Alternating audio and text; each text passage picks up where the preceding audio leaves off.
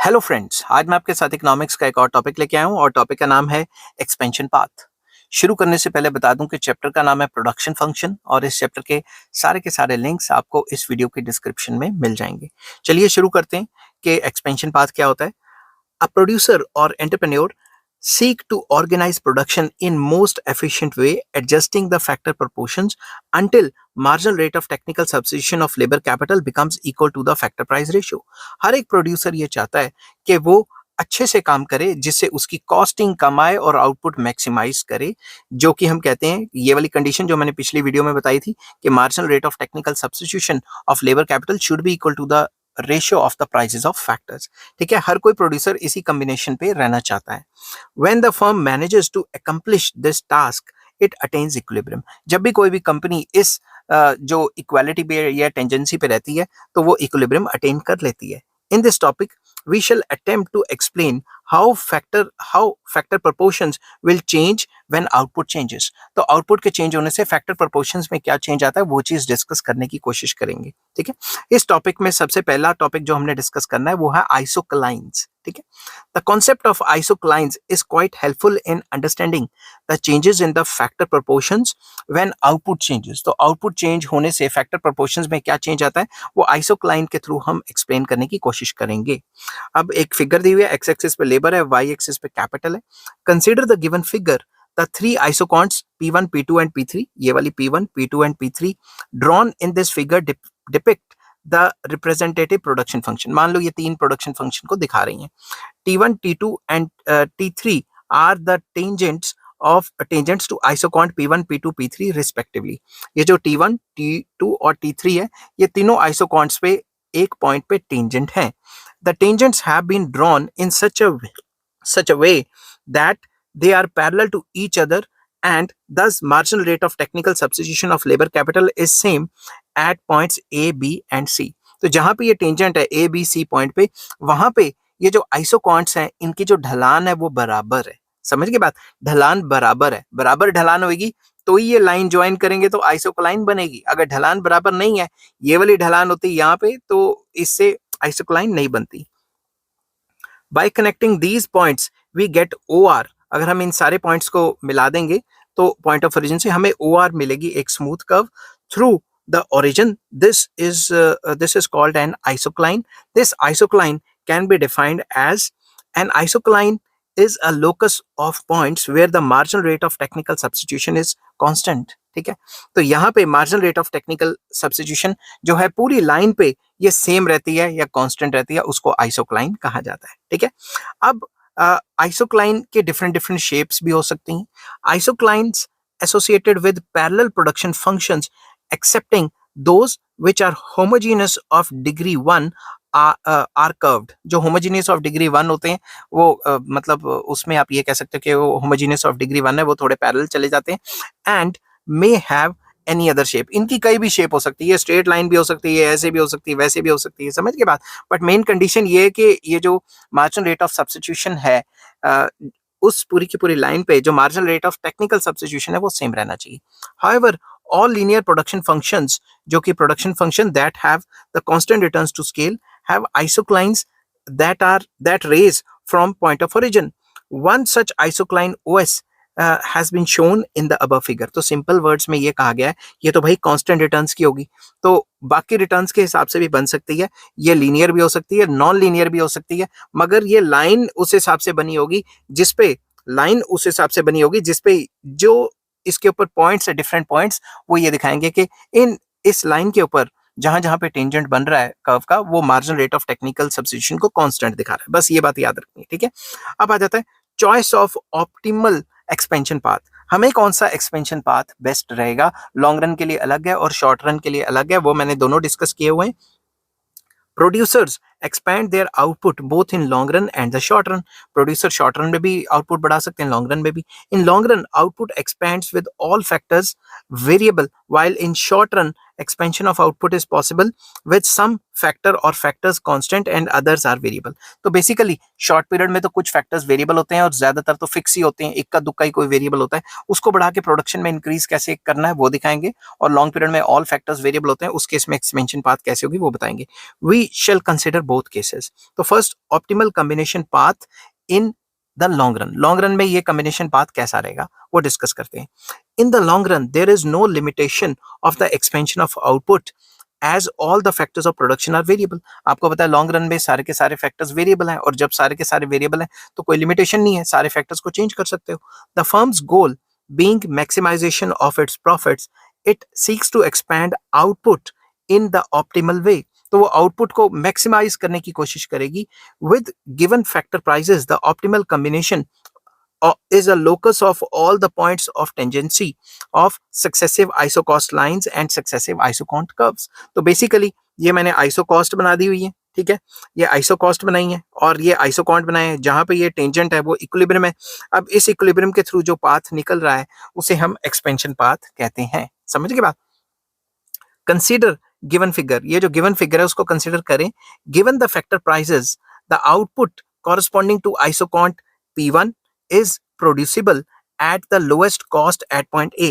ये जो P1 आप बना सकते हो लीस्ट कॉस्ट पे A पॉइंट पे, P2 को बना सकते हो B पॉइंट पे, P3 को बना सकते हो C पॉइंट पे, ठीक है। इसकी जो फर्स्ट आइसोकॉन्ट है P1, इसकी जो आइसोकॉस्ट लाइन है वो K1 L1 है और इस पे वो A पॉइंट पे टेंजेंट है। This is the initial position of producers equilibrium. ये शुरुआती इक्विलिब्रियम है, ये जो A पॉइंट है ये शुरुआत का इक्विलिब्रियम है। अगर वो लॉन्ग रन में प्रोडक्शन को बढ़ाना चाहता है तो कॉस्ट भी बढ़ेगी ना। Assuming that factor prices remains constant, suppose the producer desires to expand output to the level indicated by isocont P2।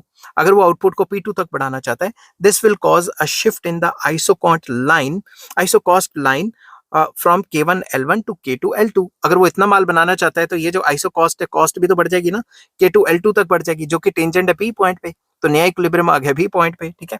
The new equilibrium is found at point B where isocost line K2 L2 is tangent to the isocont P2। Further expansion in the output to the level corresponding to the isocont P3 will shift equilibrium to point C। तो अब ये C point पे चला जाएगा where isocost line K3 L3 is tangent to the isocont P3। तो अगर हम देखें, अगर उसने P3 तक बनाना है तो अब उसे कॉस्ट और ज्यादा बढ़ानी पड़ेगी, और वो इक्विलिब्रियम में तब होगा जब ये जो कॉस्ट लाइन है ये आइसोकॉन्ट को P3 को टेंजेंट करेगी C पॉइंट पे, ठीक है। आगे चलता हूं मैं। On connecting all the points of producers equilibrium such as A, B and C, we get the curve OE which is called the expansion path. तो हमें ये तीनों पॉइंट्स को मिला के एक कर्व बन जाएगी जिसे एक्सपेंशन पाथ कहा जाता है। समझ की बात?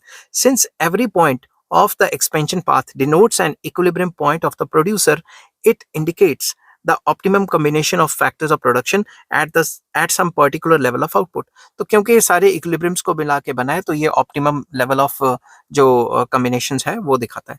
It may be recalled that each point of the producer equilibrium is defined by equality between the marginal rate of technical substitution of labor capital and W by R। ये तो हमें पता ही है ना, जब टेंजेंट होता है तभी इक्विलिब्रियम होता है। समझ गई बात?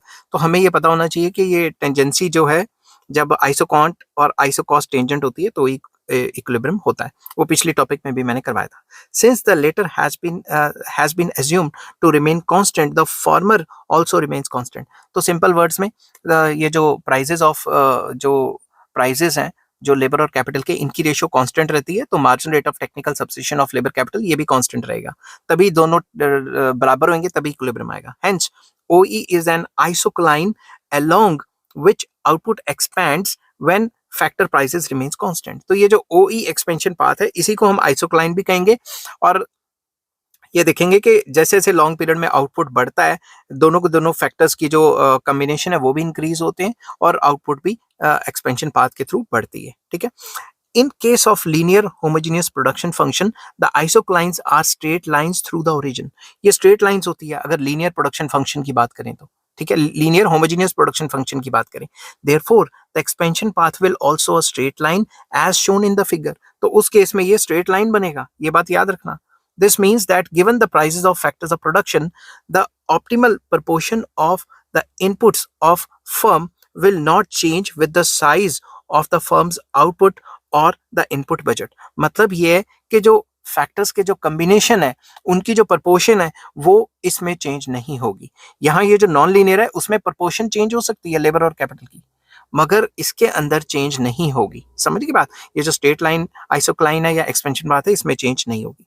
To sum up, the line formed by connecting the points determined by the tangency between the successive isochords and the successive isocost lines is the firm's expansion path. तो वही वाली बात, अगर ये लाइन को मिलाएं जो सारे इक्विलिब्रियम को जोड़ती है तो उसे एक्सपेंशन पाथ कहते हैं. It identifies the least cost input combination for each level of output and will slope upward in the long run में अपवर्ड स्लोपिंग होगी और ये हमें बताएगी कि भाई लीस्ट कॉस्ट कॉम्बिनेशन, वो तो मैं पहले ही बता चुका हूँ. ठीक है. This means that the firm will expand use of both inputs as it expands its output. तो जैसे जैसे आउटपुट बढ़ेगी वैसे वैसे लेबर और कैपिटल दोनों का कॉम्बिनेशन जो है वो दोनों की जो क्वांटिटी है वो भी बढ़ती रहेगी. ठीक है. अब हम आ जाते हैं optimal expansion path in short run. भाई शॉर्ट रन में क्या होगा? शॉर्ट रन में तो सारे फैक्टर्स वेरिएबल नहीं होते. समझ की बात. In short run capital is fixed factor and दस इट्स अमाउंट रिमेन्स कांस्टेंट. जो कैपिटल है वो फिक्स रहता है और उसको हम चेंज नहीं कर पाते. ठीक है. इसीलिए ये ऊपर नहीं जाएगा, ये इस तरीके से जाएगा. मैं बताऊंगा आगे. ठीक है. Labour is however variable factor and producer can expand its output by increasing the amount of labor along the straight line parallel to x-axis on which this factor is measured. ठीक है. तो हम लेबर की quantity बढ़ा सकते हैं और capital की क्वांटिटी नहीं बढ़ा सकते, उसकी क्वांटिटी कांस्टेंट रहेगी. ठीक है. In the given figure the straight line AB indicates the expansion path as the total amount of capital is fixed at OA. मान लो आपके पास इतनी ही कैपिटल है, तो इस केस में एक्सपेंशन पाथ क्या होगा? AB. ठीक है. क्योंकि लेबर को तो बढ़ा सकते हैं ना नीचे से. समझ की बात. लेबर को तो बढ़ा सकते हैं तो लेबर की क्वांटिटी बढ़ जाएगी इसमें और कैपिटल की क्वांटिटी जो है सेम रह जाएगी शॉर्ट पीरियड में. ठीक है. With the prices of the factors of production remaining the constant. मान लेते हैं कि प्राइजेस कांस्टेंट रहते हैं. The firm can not maximise its profit while it expands output in the short run. अगर वो शॉर्ट रन में अपनी आउटपुट बढ़ाएगी तो वो अपने प्रॉफिट्स को मैक्सिमाइज नहीं कर पाएगी क्योंकि वो लीस्ट कॉस्ट कॉम्बिनेशन को अटेन नहीं कर सकती on account of the constraint of the fix factor या फिक्स अमाउंट ऑफ कैपिटल. जो फिक्स फैक्टर है जो या फिक्स्ड अमाउंट ऑफ कैपिटल है, इसकी वजह से हम जो है लीस्ट कॉस्ट कॉम्बिनेशन अटेन नहीं कर पाएंगे. वो मैं अभी आपके साथ डिस्कस करूंगा कैसे. The firm's initial equilibrium is at point E. मान लो हम मान के चल रहे हैं कि ई पॉइंट पे इक्विलिब्रियम है. Where isocost line K1 L1, ये वाली लाइन जो टेंजेंट है is tangent to isoquant P1 पे ये टेंजेंट है. तो यहां तक तो इक्विलिब्रियम हो गया. ठीक है. अब इसके बाद क्या है? If the firm wishes to raise its output level corresponding to the isoquant P2, it reaches the point F. ठीक है. Which given the factor prices is not the least cost situation. अगर आउटपुट बनाना चाहते हो P2 से, ठीक है, तो हम ये एक्सपेंशन पाथ के थ्रू अगर चलें तो हम F पॉइंट पे पहुंच जाएंगे. F पॉइंट हमें लीस्ट कॉस्ट कॉम्बिनेशन नहीं देता क्योंकि लीस्ट कॉस्ट कॉम्बिनेशन हमें H पॉइंट ही देता है. ठीक है. तो अगर हमने ये पॉइंट अगर इस पे हमने काम करना है P2 के ऊपर, P2 लेवल ऑफ आउटपुट बनानी है, तो हम कॉस्ट पे तो टच ही नहीं कर पा रहे, तो हमारी कॉस्ट ऑब्वियसली लोएस्ट नहीं रहेगी. यही बात बताने की कोशिश की गई है. Further expansion of output to the level corresponding to the isoquant P3 leads the firm to reach the point G, which again does not represent the least cost combination या least cost situation. अगर और माल बनाना चाहते हो P3, तो इस expansion path के through आप G point पे पहुंच जाओगे जो फर्दर लीस्ट कॉस्ट कॉम्बिनेशन नहीं है. लीस्ट कॉस्ट कॉम्बिनेशन इस आइसोकॉन्ट का I है, मगर क्योंकि शॉर्ट पीरियड में सिर्फ लेबर ही बढ़ा सकते हो, कैपिटल नहीं बढ़ा सकते, इसलिए ये पंगा पड़ा है, मतलब प्रॉब्लम आई है. ठीक है. The optimal expansion path would be OR. The optimal expansion path जो है वो OR होना चाहिए था जो लीस्ट कॉस्ट कॉम्बिनेशन बताता है, मगर इस केस में क्या है AB, क्योंकि लेबर जो है वो वेरिएबल है और बाकी सारे फैक्टर फिक्स हैं. Where it is possible for firms to increase the quantity of capital, वहां पे OR में क्वांटिटी ऑफ कैपिटल भी बढ़ सकती है, वो तो लॉन्ग रन का हो गया ना. However given the amount of capital the firm has no choice but to expand along the straight line AB in the short run. तो शॉर्ट रन में उसके पास कोई चांस नहीं है, वो उसको AB लाइन में ही मूव करना है, चाहे इनएफिशिएंसी हो तो वो काम करना ही पड़ेगा उसको. समझ के बात. तो ये था आपका शॉर्ट रन और लॉन्ग रन में एक्सपेंशन पाथ. आई होप ये वीडियो आपको पसंद आई होगी. अगर पसंद आती है तो please like, share and subscribe. इस चैप्टर के सारे लिंक्स आपको इस वीडियो की डिस्क्रिप्शन में मिल जाएंगे. नेक्स्ट टॉपिक मैं डिस्कस करूंगा मल्टी प्रोडक्ट फर्म का इक्विलिब्रियम कब होता है और कैसे कैसे होता है. Till then take care, bye bye.